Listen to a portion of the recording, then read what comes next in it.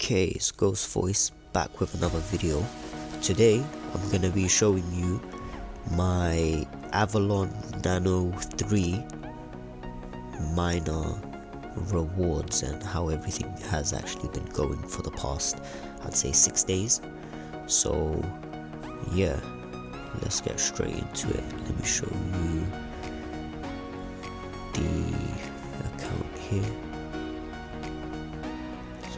So there we go, here's the history. So if we take a look here, so give or take 2 to 3 terahashes in mining power would get you around 100 to 200 sats every day.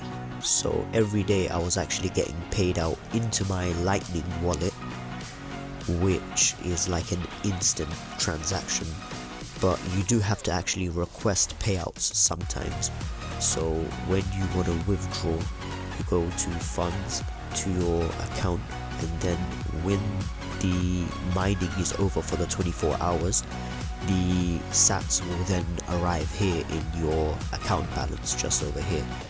And then from here you request payout, and then you put in your Lightning invoice, or if you want to do an on-chain payout.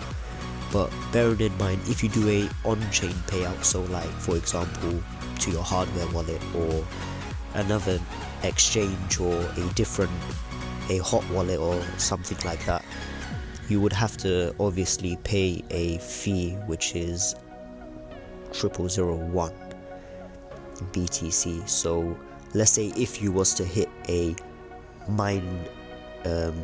a whole entire block and earn the 3.9 Bitcoin reward, or I think it's 3.25 or something like that. But yeah, let's say if you was to mine a whole block to yourself and you wanted to get it paid out, obviously you wouldn't do Lightning Network because that's too much to go through. You would obviously do an on-chain payout, which is this. But yeah, so if we take the history right over here, we can see that